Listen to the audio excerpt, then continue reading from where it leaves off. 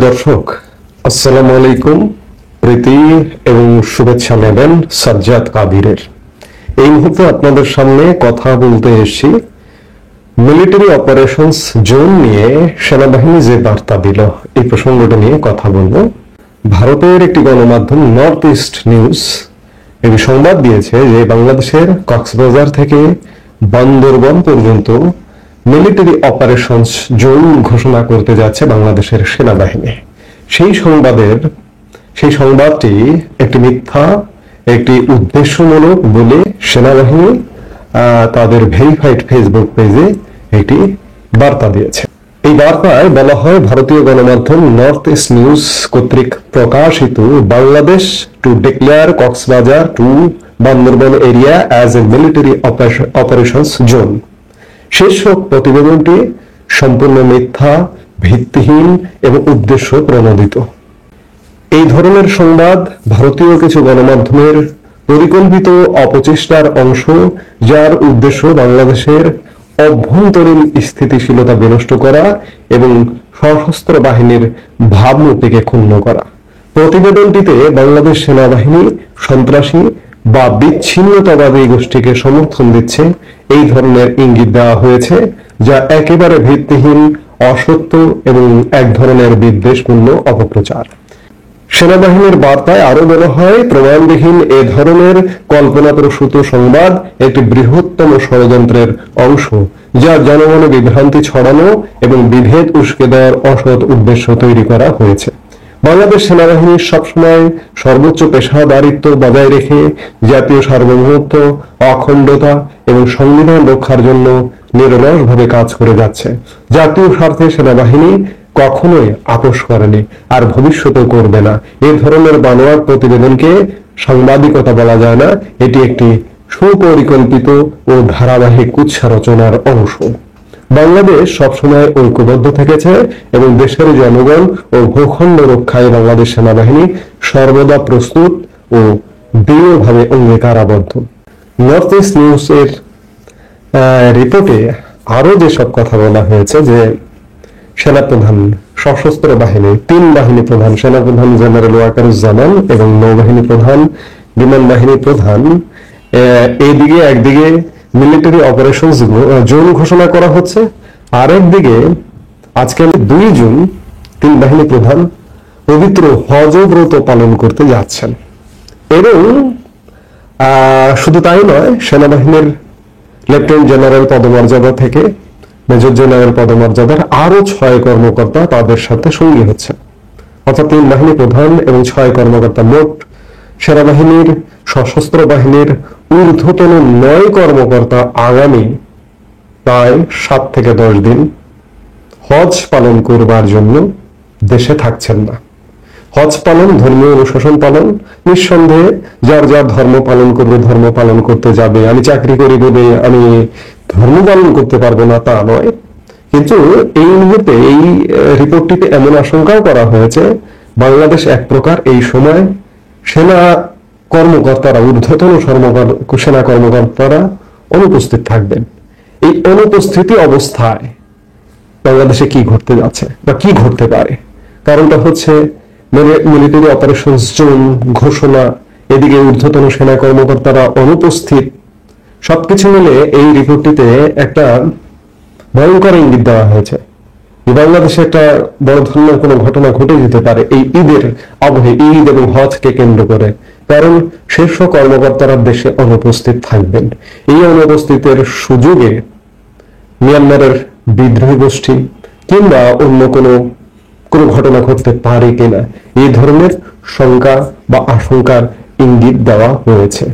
যদিও সেনাবাহিনী ইতিমধ্যেই বিজ্ঞপ্তি দিয়ে জানিয়ে দিল যে মিলিটারি অপারেশনস জোন ঘোষণার এমন কোনো সিদ্ধান্ত নেই, বা এটি একটি গুজব এবং উদ্দেশ্যমূলক। আসলে কি হচ্ছে, বাংলাদেশ নিয়ে মানুষ এমনি টেনশনে, এমনি একটা ট্রমার মধ্যে আছে। এই অবস্থায় নানা শঙ্কার কথা মানুষ যখন শোনে, তখন মানুষের মনটা দুর্বল হয়ে যায়। আমরা জানি না যে এই যে অচল অবস্থা, এই অচল অবস্থার শেষ কোথায়, কিভাবে এটা শেষ হবে। আমি বারবার বলি যে আল্লাহ ছাড়া এই মুহূর্তে বাংলাদেশকে রক্ষা করাটা বেশ কঠিন। আর সশস্ত্র বাহিনীর প্রতি আমাদের আস্থা আছে, বিশ্বাস আছে। আমাদের আসলে আস্থার আর কোনো জায়গা নেই, বিশ্বাসের আর কোনো জায়গা নেই। বর্তমানে যে সরকারটি দায়িত্ব পালন করছে, এই সরকারের নানা বিতর্কিত কর্মকাণ্ডে মানুষ আস্থাহীন। শুরুতে অনেক মানুষ হয়তো ভেবেছিল যে একটা কিছু হবে, একটা পরিবর্তন হবে, একটা পরিবর্তনে বাংলাদেশের দিকে আমরা এগিয়ে যাব, কিন্তু সেটি হচ্ছে না। সেই আশায় ঘুরে পালে সেই জায়গায় একমাত্র আমাদের রাজনীতি আস্থার জায়গা নেই, একমাত্র ভরসার জায়গা সেনাবাহিনী। সেনাবাহিনী কি করবে বাংলাদেশ নিয়ে, বাংলাদেশ সুরক্ষায়? সেনাবাহিনী ভালো জানে কোনটা করলে ভালো হয়, সেটি সেনাবাহিনী আসলে বলতে পারে। আমরা সেনাবাহিনীর প্রতি আস্থা রাখি, বিশ্বাস রাখি, এছাড়া আমাদের কোনো উপায় নেই। বারবার বলি, এখনো বলছি, এবং সেই কথা বলেই শেষ করতে চাইছি। এই মুহূর্তে বিদায় নিচ্ছি। সবাই ভালো থাকুন, সুস্থ থাকুন। আমাদের ভিডিওগুলো নিয়মিত পেতে সাবস্ক্রাইব। আসসালামু আলাইকুম রহমতুল্লাহি ওয়াবারাকাতুহু। সম্মানিত দর্শক, 2025 সনের জুন মাসের 1 তারিখে ভিডিওটি করছি। আজকের দিনের দুটো গুরুত্বপূর্ণ সংবাদ। এক নম্বর হলো আন্তর্জাতিক অপরাধ ট্রাইব্যুনালে শেখ হাসিনার বিচার হচ্ছে এবং এই বিচারটি সরাসরি সম্প্রচারিত হচ্ছে গণমাধ্যমে। সে ক্যামেরা ট্রায়াল। সাদ্দাম হোসেনের বিচার যেভাবে হয়েছিল, আমেরিকার বুদ্ধিতে পরামর্শে পুরো বিচার ব্যবস্থাটা তারা ট্রান্সপারেন্সির কথা বলে মিডিয়াতে তারা দিয়ে দিয়েছিল। তো তদ্রূপ একইভাবে একই প্রক্রিয়াতে এখন শেখ হাসিনার বিচার হচ্ছে। আর সাদ্দাম হোসেনের বিচার আর শেখ হাসিনার বিচারের মধ্যে পার্থক্য হলো, ওখানে আত্মপক্ষ সমর্থন করার জন্য সাদ্দাম হোসেনকে উপস্থিত করা হতো, তাকে উপস্থিত করা হতো হাত করা পরা অবস্থায়, এবং তার সঙ্গে প্রকাশ্য কোর্টে যে অবমাননা করা আচরণ করা হতো, ওটা সাদ্দাম যারা সমর্থক ছিলেন তাদের অন্তর ভেঙে গুঁড়া গুঁড়া করে দিত। যে এখন শেখ হাসিনা ভারতের ওখানে আছেন, তার অবর্তমানে এই যে বিচার হচ্ছে এবং সেই বিচারে যে সকল যুক্তি তর্ক উপস্থাপন করা হবে, যে সকল বিষয়াদি এখানে উপস্থাপন করা হবে, এবং অভিযোগ পাল্টা অভিযোগ, সওয়াল জবাব যা কিছু বলা হবে, তা আর যা হোক না কেন আওয়ামী লীগের যারা নেতাকর্মী রয়েছেন তাদেরকে কোনো অবস্থাতেই সুখ দেবে না। তারা ক্রোধান্বিত হবেন, তারা উত্তেজিত হবেন, হতাশ হয়ে পড়বেন, এবং অ্যাট দ্য সেম টাইম অস্থির হয়ে পড়বেন। এবং এই কাজটি করার জন্য মূলত এই বিচার ব্যবস্থাটিকে বা এই বিচারিকটিকে ক্যামেরা ট্রায়ালে নিয়ে যাওয়া হচ্ছে। এগুলো আজকের দিনের একটা খবর। কিন্তু এর চাইতেও গুরুত্বপূর্ণ খবর হলো, বাংলাদেশের প্রধানতম ইসলামিক রাজনৈতিক দল জামায়াত ইসলামী, আওয়ামী লীগ জামানাতে এই দলটির নিবন্ধন বাতিল করা হয়েছিল, এই দলটিকে নিষিদ্ধ করা হয়েছিল, এবং এই দলের যে প্রতীক দাড়িপাল্লা, এই দাড়িপাল্লাকে নিষিদ্ধ করে দেওয়া হয়েছিল। তো এখানে যে বিষয়টি ছিল, দাড়িপাল্লাকে নিষিদ্ধ করার ক্ষেত্রে তৎকালীন প্রধান বিচারপতি জনাব এস.কে. সিনহা তিনি খুব গুরুত্বপূর্ণ ভূমিকা পালন করেছিলেন। বিচার বিভাগের দাবি ছিল যে দাড়িপাল্লার যে প্রতীকটি, এটি বিচার বিভাগের একটা প্রতীক, এবং এটা আবহমান কাল থেকে, হাজার হাজার বছর আগের থেকে বিচারাঙ্গনে দাড়িপাল্লাকে ন্যায়ের এবং মর্যাদার প্রতীক, বিচারের প্রতীক হিসেবে, ইনসাফের প্রতীক হিসেবে বিচার করা হয়। তো কাজে কোনো একটা রাজনৈতিক দল এই দাড়িপাল্লাকে ব্যবহার করবে, এটা হয় না। তো যেহেতু সকল ক্ষমতা তখন আওয়ামী লীগের হাতে ছিল, বিচার বিভাগ তখন ও মাই গড কল্পনাই করা যায় না। একদিকে এস.কে. সিনহা, অন্যদিকে অপরাধ ট্রাইব্যুনাল, আর একদিকে শামসুদ্দিন চৌধুরী মানিক থেকে শুরু করে যারা হাইকোর্টে বসতেন, প্রায় সব বিচারকেরই ক্ষমতা দেশের প্রধানমন্ত্রী রাষ্ট্রপতির চাইতে বেশি বই কম ছিল না। প্রকাশ্য পার্লামেন্টে ঘন্টার পর ঘন্টা আলাপ আলোচনা করেও হাইকোর্টের একটা বিচারপতির পশম স্পর্শ করার ক্ষমতা 2010-11 সালে আওয়ামী লীগের ছিল না। তো ওই সময়টাতে জামাতের উপর যে জুলুম চলেছে, অত্যাচার চলেছে, অপবাদ দেওয়া হয়েছে, জামাতের সমস্ত কর্মকাণ্ডকে বিচারের আওতায় এনে যেভাবে বিচারকরা তাদের মতামত ব্যক্ত করেছেন, তার একটি প্রাকৃতিক প্রতিশোধ হয়ে গেল আজকের এই দিনটিতে। আপনারা জানেন যে জামাতের নিবন্ধন বাতিলের বিষয় আমাদের মহামান্য হাইকোর্টের একটা রায় ছিল, এবং সেই রায়টি এই জমানাতে এসে অ্যাপিলেট ডিভিশনে গিয়ে সেটি বাতিল হয়ে গেছে। ফলে এখন নির্বাচন কমিশন জামাতের নিবন্ধনটি দিতে বাধ্য, অর্থাৎ এটি এখন একটি নিবন্ধিত দল। 2 নম্বরে যেটি হলো সেটা হলো দাড়িপাল্লা। এটার যে প্রতীক দাড়িপাল্লা, এটাও ফেরত পাওয়ার সময়ের বিষয়। এখন মনে হচ্ছে না যে এস.কে. সিনহার মতো কোনো বিচারক ওভাবে বলবেন যে না, এটা বিচার বিভাগের প্রতীক, আপনাদেরকে দাড়িপাল্লা দেওয়া যাবে না, আপনারা ফুটবল নেন, অথবা আওয়ামী লীগ যেহেতু নিষিদ্ধ হয়ে গেছে আপনি তাদের নৌকা নেন, নৌকার পরিবর্তে জাহাজ নেন বা টাইটানিক নেন, এরকম হতে পারে। কিন্তু অবস্থার দৃষ্টি মনে হচ্ছে না যে স্রোতের প্রতিকূলে এখন কেউ যাবে। তো এই যে জামাত নিবন্ধন ফিরে পেলেন এবং তার প্রেক্ষিতে শুধু আলহামদুলিল্লাহ, সুবহানাল্লাহ, আল্লাহু আকবার, জামাতের যারা লোকজন তাদের আনন্দ উচ্ছ্বাসে আজকে সামাজিক মাধ্যম, গণমাধ্যম সয়লাভ। জামাতের আমির স্ট্যাটাস দিচ্ছেন, জামাতের কর্মীর স্ট্যাটাস দিচ্ছেন, এবং তারা যেটা বলতে চাচ্ছেন যে তারা এই নিবন্ধন ফিরে পাওয়ার মাধ্যমে যে রাজনীতি করছেন সেটা জামায়াত ইসলামীকে রাষ্ট্র ক্ষমতা নেওয়ার জন্য নয়, তারা যে কাজটি করছেন সেটা হলো ইসলামকে রাষ্ট্র ক্ষমতা নেওয়ার জন্য। খুবই সিগনিফিক্যান্ট একটি কথা, খুবই গুরুত্বপূর্ণ একটি কথা। এটি নিয়ে তর্ক হতে পারে, বিতর্ক হতে পারে, কিন্তু বাস্তবতা হলো যে আজকের এই দিনটি জামাতের, এবং এইরকম আনন্দের দিন জামাতের জীবনে কখনো আসেনি। যে আন্তর্জাতিক অপরাধ ট্রাইব্যুনালে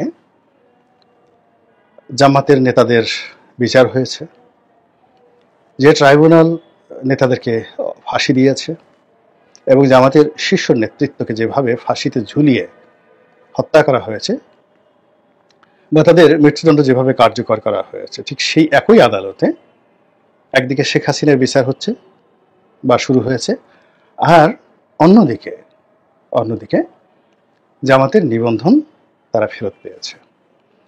তো আজকের এই দিনটির সঙ্গে যদি আগামী দিনে আওয়ামী লীগের ভবিষ্যৎ নিয়ে আমরা চিন্তা করি যে এইরকম একটা দৃশ্য আওয়ামী লীগের জীবন আগামীতে আসতে পারে, তো সেটা কেন আসতে পারে, কিভাবে আসতে পারে, সেটা নিয়ে সংক্ষেপে আলোচনা করব। জামাতের যে আজকের এই খুশির দিন, এই খুশির দিনের নেপথ্যে যে কারণসমূহ তা ছিল কন্টিনিউয়াসলি 2010 সন থেকে, বা 2010 বাদ দেন, 2014 সন থেকে 24 বা 25 সন পর্যন্ত এই পুরো 10-11 বছর আওয়ামী লীগ জামাতকে নির্যাতন করার ক্ষেত্রে একটিবারের জন্য আল্লাহকে স্মরণ করেনি, এবং মহান আল্লাহ রাব্বুল আলামিন যে সর্বময় ক্ষমতার অধিকারী সেটা তারা স্মরণ করেনি। তারা মনে করেছে যে আওয়ামী লীগ যেটা চাইবে সেটাই আইন, আওয়ামী লীগের কথা মতো আকাশ হাসবে, আওয়ামী লীগের কথা মতো বাতাস প্রবাহিত হবে, আওয়ামী লীগের হুকুমে ঝড় প্রবাহিত হবে, আওয়ামী লীগের হুকুমে আজরাইল আসবে, জিব্রাইল আসবে, আওয়ামী লীগের হুকুমে আজরাইল ফিরে যাবে। তারা যাকে ইচ্ছে তাকে ফাঁসিতে চড়াবে, যাকে ইচ্ছে তাকে ফাঁসির দণ্ড থেকে মওকুফ করিয়ে তাকে মুক্ত বিহঙ্গের মতো উঠতে দেবে। তারা অনেক ফাঁসির আসামিকে রাষ্ট্রপতির ক্ষমার মাধ্যমে মাফ করে দেবে, অনেক নিরপরাধ ব্যক্তিকে ধরে নিয়ে জাস্ট ডাইরেক্ট গুলি করে তাদের ভবলীলা সাঙ্গ করে বলবে যে দেখো আমরা কিভাবে জীবন দিতে পারি আর কিভাবে জীবন নিতে পারি। তো এরকম একটা অহমিকা বোধ তাদের মধ্যে এভাবে চলে এসেছিল, এবং সেই অহমিকার মধ্যে জামাতের নিষ্পেষিত হওয়া, নির্যাতিত হওয়াটা ছিল সবচেয়ে মর্মান্তিক একটা বিষয়। ফলে জামাতের সঙ্গে আওয়ামী লীগের যে ব্যবহার, এখানে প্রকৃতির কোনো আইন কার্যকর ছিল না। কোরআনের আইন বাদ দিলাম, শরীয়তের আইন বাদ দিলাম, ইজমা কিয়াস বাদ দিলাম, এমনকি কোনো রাষ্ট্রীয় আইন এখানে শেখ হাসিনার হুকুমের বাইরে কোনো কিছু হয় নাই। এটা হলো বাস্তবতা। ফলে আওয়ামী লীগের সেই খামখেয়ালি ঔদত্ত তার একটি প্রতিশোধ আল্লাহ রাব্বুল আলামিন এই জুন মাসের 1 তারিখে দিয়ে দিলেন। তো এই যে আজকের দিনের যে ঘটনা, এই ঘটনা থেকে জামাত, বিএনপি, এনসিপি, ডক্টর ইউনূস সবারই শিক্ষা নিতে হবে যে তারাও যদি সীমা অতিক্রম করে এবং তারাও যদি জুলুম অত্যাচার করতে গিয়ে আওয়ামী লীগের প্রতি ঠিক সেই আচরণ করে যে আচরণ আওয়ামী লীগ জামাতের উপর করেছিল। এখানে বোঝার চেষ্টা করুন যে আওয়ামী লীগ গত সেই 2009 থেকে আজ অবধি যে দুর্নীতি করেছে, যে অন্যায় করেছে, খুন, জখম, রাহাজানি, ধর্ষণ থেকে শুরু করে যা কিছু করেছে, তা যদি আরো 100 বছরও তারা চালায়, তবুও 1971 সনের 30 লক্ষ লোককে হত্যা, সেই হত্যার ধারে কাছে আওয়ামী লীগ যেতে পারবে না। কিংবা 2 লক্ষ মা বোনের ইজ্জত বা ধর্ষণ, এটি সম্ভব নয়। কিন্তু এত কিছু করার পরেও রাজাকার, আলবদর আর শামস, তাদের ন্যায় বিচার পাওয়ার অধিকার ছিল, আল্লাহর পক্ষ থেকে ছিল। এই যে আল্লাহ রাব্বুল আলামিন কিয়ামতের ময়দানে তিনি যেটি করবেন সেটি হলো ন্যায় বিচার প্রতিষ্ঠা করবেন। ওখানে হিটলারের বিচার হবে, চেঙ্গিস খানের বিচার হবে, সওয়াল হবে, জবাব হবে, যারা সরাসরি আল্লাহর সাথে বিতর্ক করবেন, সমস্ত পাপী তাপীরা। এবং আল্লাহ রাব্বুল আলামিন মানে তার আদালতে এমনভাবে ট্রান্সপারেন্টলি ন্যায় বিচার তিনি প্রতিষ্ঠা করবেন, যারা জাহান্নামে যাবেন তারা স্বীকার করতে বাধ্য হবেন যে জাহান্নামটাই তাদের প্রাপ্য। এই হলো আল্লাহর ন্যায় বিচার। কিন্তু আল্লাহ তো ইচ্ছে করলে এত ঝামেলা দরকারটা কি? তিনি তো মহান, সুমহান, মালিকুল মুলক, ওয়াহিদুল কাহ্হার। তো তিনি শুধুমাত্র বললেন কুন ফায়াকুন, সবাই তোমরা জাহান্নামে চলে যাও, যারা যারা অন্যায় করেছো আলাদা হয়ে যাও, কিচ্ছু বিচার করার দরকার নেই। অটোমেটিক ভাবে কুন ফায়াকুন বলার সাথে সাথে জান্নাত এবং জাহান্নামের লোকগুলো আলাদা হয়ে যেতে পারতো। তো সেখানে তিনি বলতেন যে কুন, একেবারে জাহান্নামের যারা যাবে তারা আলাদা হয়ে সোজা ডাইরেক্ট জাহান্নামে চলে যাও। এই কিয়ামতের ময়দানের এত আনুষ্ঠানিকতা দরকার নাই, হাসরের ময়দানে আনুষ্ঠানিকতা দরকার নাই, তারপরে পুলসিরাত, মিজান, কোনো কিছুর এত আনুষ্ঠানিকতা দরকার নেই। কিন্তু কেন আল্লাহ রাব্বুল আলামিন এই আনুষ্ঠানিকতা তিনি করছেন? এ কারণে হলো আল্লাহ আইন পছন্দ করেন, আইন মানেন, এবং পৃথিবীর সবচেয়ে জঘন্যতম এবং নিষ্ঠুরতম যিনি অপরাধী, তারও আইনের আশ্রয় নিয়ে আত্মপক্ষ সমর্থনের যে অধিকার রয়েছে, এটি আল্লাহ রাব্বুল আলামিন প্রমাণ করতে চান। তো কাজেই যদি সেই 71-এর রাজাকার, আলবদর আর শামস আপনি যাই বলেন না কেন, তাদেরকে বিচারের নামে প্রশাসন করা যাবে না, তাদেরকে পর্যাপ্ত সুযোগ সুবিধা দিতে হবে। এবং সেখানে যা কিছু ঘটেছে, আর যাই হোক না কেন, আওয়ামী লীগের একজন মানে কট্টর সমর্থক ও বলতে পারবে না যে এখানে ন্যায় বিচার হয়েছে। ফলে কি হলো দেখেন, নিয়তি আওয়ামী লীগকে আজকের এই জায়গাতে নিয়ে এসেছে। একইভাবে আওয়ামী লীগ জুন জুলাইতে অন্যায় করেছে, অপরাধ করেছে, পুলিশ থেকে শুরু করে তার যারা পেটোয়া বাহিনী আছে সবাইকে দিয়ে অসংখ্য খুন জখম ঘটিয়েছে, গুম হয়েছে, ধর্ষণ হয়েছে, সেঞ্চুরি হয়েছে ধর্ষণের, সব কিছু ঠিক আছে। কিন্তু এইগুলোকে বিচার করার নামে নিরীহ আওয়ামী লীগারদেরকে অত্যাচার করা যাবে না, তাদেরকে বিচারের নামে প্রহসন করা যাবে না, তাদেরকে বিচারকের সামনে নিয়ে অপমানিত, লাঞ্ছিত করা যাবে না, তাদের জবানে তালা লাগানো যাবে না, তাদেরকে কিল ঘুষি লাথি দেওয়া যাবে না, তাদেরকে ডিম মারা যাবে না। যদি এই কাজ করা হয় তবে প্রকৃতি মানে মহান আল্লাহ রাব্বুল আলামিন আজ জামাতের ভাগ্যে যে কাজটি করেছেন, অর্থাৎ জামাতের 71-এর গুনাহ, ভুল এবং ভ্রান্তির উপর তাদের উপর যে জুলুম চালানো হয়েছে, সেই জুলুমটি আল্লাহর কাছে অসহ্য মনে হয়েছে। ফলে 71-এর প্রসন্নটিকে চাপা দিয়ে জামাতকে ধীরে ধীরে আজকের এই বিজয়ের পথে তারা আল্লাহ নিয়ে এসেছেন। একইভাবে যদি আওয়ামী লীগের উপর ক্রমাগত জুলুম অত্যাচার করা হয়, যে জামাতের উপর যেভাবে আওয়ামী লীগ করেছে, তো তার চেয়ে তো এখন আসলে বেশি হচ্ছে। তো এই জিনিসগুলো যদি কন্টিনিউয়াসলি হতে থাকে তাহলে প্রকৃতি উল্টে যাবে, আওয়ামী লীগের সকল অপরাধগুলো ধামাচাপা পড়ে যাবে। এবং তার কিছু লক্ষণ আপনারা দেখছেন, অনেকে এখন বলছে যে এখনো যেভাবে আছি তার চেয়ে আগে ভালো ছিলাম। অনেকে বলছে আমরা যেভাবে আন্ডলি হয়ে পড়ছি, যেভাবে আমাদের স্বভাব চরিত্র যেভাবে নষ্ট হয়ে গেছে, সেক্ষেত্রে শেখ হাসিনার মতো শাসক দরকার। এই কথাটা এখন বলছে সবাই। এই কথাগুলোর মাধ্যমে আপনি প্রকৃতির ইঙ্গিত বোঝার চেষ্টা করেন। যেখানে আগস্ট মাসের 5 তারিখে যদি শেখ হাসিনাকে জনগণ পেত, নির্বিশেষে একজন লোকও তাদের প্রতি সহানুভূতি দেখার মতো মানুষ সেই আগস্ট মাসের 5 তারিখ থেকে 10 তারিখের মধ্যে কেউ ছিল না, নো ওয়ান। যেখানে পেত সেখানে শুধু বানান বানান বানান। কিন্তু সেটা উল্টে গেল কেন? এখন আওয়ামী লীগ নিয়ে মানুষ কেন কথা বলছে, সহানুভূতি দেখাচ্ছে কেন, শেখ হাসিনা এখানে আলোচনা হচ্ছে কেন তাদের পুনর্বাসন নিয়ে কথাবার্তা হচ্ছে, এটা প্রকৃতির একটা ইশারা।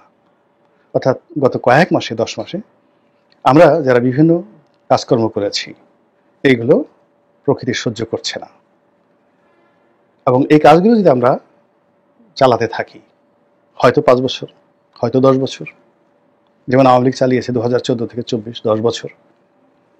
তো সেই যে 10 বছর যদি এইভাবে আপনি চালান, 10 বছর পরে এরকম একটা জুনের তারিখ, বা 5 বছর পরে এরকম একটা তারিখ, 1 জুন, হয়তো আওয়ামী লীগের জীবনে আসবে, যেদিন একই সঙ্গে দুটো ঘটনা ঘটবে। আজ আওয়ামী লীগ নিষিদ্ধ, তাকে আইনগতভাবে পার্টি হিসেবে স্বীকার করে নেওয়া হবে এই মহামান্য হাইকোর্ট থেকেই, তার সবকিছু ফিরিয়ে দেওয়া হবে। আর এখন যারা আওয়ামী লীগের বিচার করছেন, তাদেরকেও বিচারের কাঠ গড়ায় দাঁড়ানো হতে পারে। এই পৃথিবীতে সবকিছু সম্ভব, এবং প্রকৃতি বারবার শুধু একই ঘটনা ঘটতে থাকে সব ক্ষেত্রে। কিন্তু আফসোস, আমরা কখনো ইতিহাস থেকে, ইতিহাসের নির্মম সত্য কখনো গ্রহণ করি না এবং শিখি না। মহান আল্লাহ আমাদের সবাইকে হেদায়েত দান করুন এবং হেফাজত করুন। আসসালামু আলাইকুম রহমতুল্লাহি ওয়া বারাকাতুহু।